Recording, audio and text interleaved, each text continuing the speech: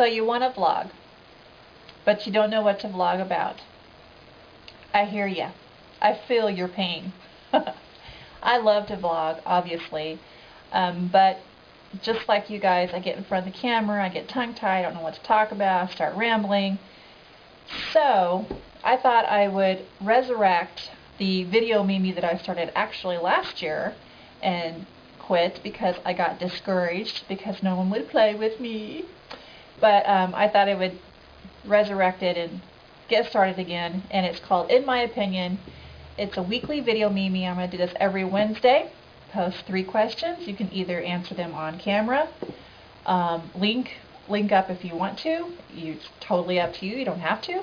Or you can answer these questions in the comment section, or you can use these questions to make a blog post on your own blog. Totally up to you. You interpret these any way you want.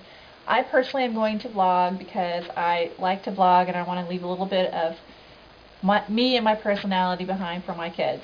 So that's the purpose behind all these vlogs. I'm really not as narcissistic as I appear to be. Okay, so let's get started. The first question is, do you think you'll ever go back to school? Yes, absolutely, positively. At some point in the near future, I plan on going back to college to get my master's in writing. I have a bachelor's of science in technical writing, and I would like to go back and get my master's in probably creative writing, possibly technical writing. I don't know. It depends. It just depends on what's available and what I think I can do with it for the future. I cannot do this, though, until I get a job, because I would like to pay for these classes as I go along. I am stubborn that way. I don't like debt. I don't think that it's a good idea to get into debt if you can at all, avoid it. And I have no desire to give the government any more of my money, quite frankly.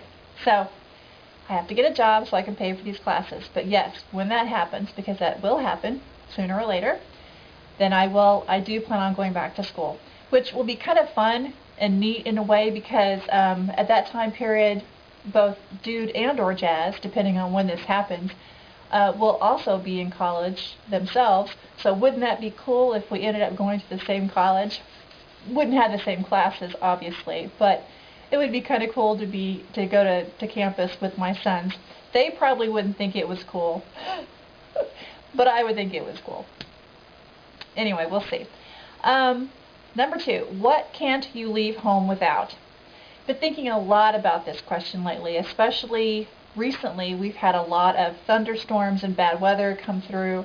In fact, yesterday, just a rash of tornadoes hit the South states, and a couple of hundred people actually died. Bad storms. So been thinking a lot about this and what we would do if a tornado came barreling down on us. What would I grab? Where would we go? I think that the most important thing for me would be to grab the videos and the pictures. But that's not very practical right now, because even though we have a box full of videos that I could grab, all of our photos are scattered in various albums and all over the house.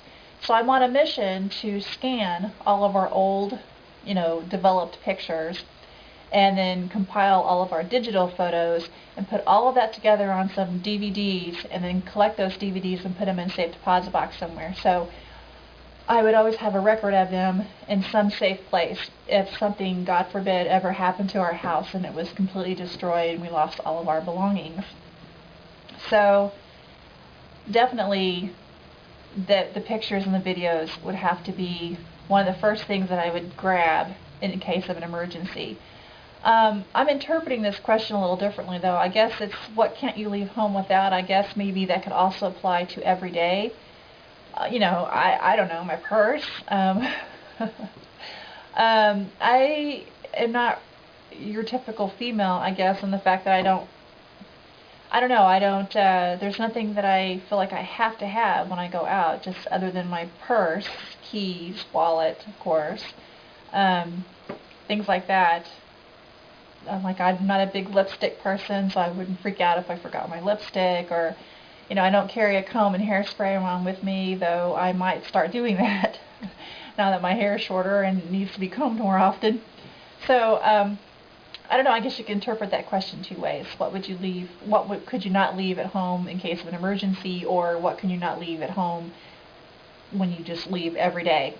So, the third question is, describe what your handwriting looks like. Oh gosh. There's a reason why I'm always on the computer and always typing. My handwriting is hideous. I mean, seriously. I hardly ever write cursive because it's just so ugly I can't stand it. So if I have to handwrite anything, it's always printing, and it's almost always uppercase. Now, my dad studied handwriting, and I think in passing one time he told me that people that handwrite in all caps are trying to disguise their handwriting so that people can't really tell what kind of person they are. And I'd have to agree with that as far as myself, because yeah, I think that applies to me, that I prefer to be a little incognito, a little mysterious. I don't want people really to know what kind of person I am. So I would buy that, definitely. But that's not the question. I'm getting off track. My handwriting, my cursive handwriting, it looks like a drunk person wrote it. And then it looks like a child sat on it and went like this. I mean, it's shaky. It's not the letters are not consistent in their size. It's a little slanted. It's just really sloppy, and it's hard to read, quite frankly. And I cannot stand my handwriting. I just can't stand my handwriting. Now, Jazz has got some pretty nice handwriting. When he wants to, he can write really good cursive. But dudes like me, his is your typical guy, chicken scrawl, kind of small and kind of close together. But I wouldn't say it's bad, but it's definitely kind of your guy handwriting. But anyway, my handwriting stinks. That's why I type everything, because it just looks bad, and then you can't even read it. I can't read my own writing half the time. In fact, I have scrawled these questions down so I wouldn't have to lug my computer out here, and I can barely read my own questions. I mean, look at this. See? It's just chicken scratch. I mean, I don't know, my handwriting's just awful. I hate it. Blah. Anyway, those are the questions for this week. You guys have fun with them.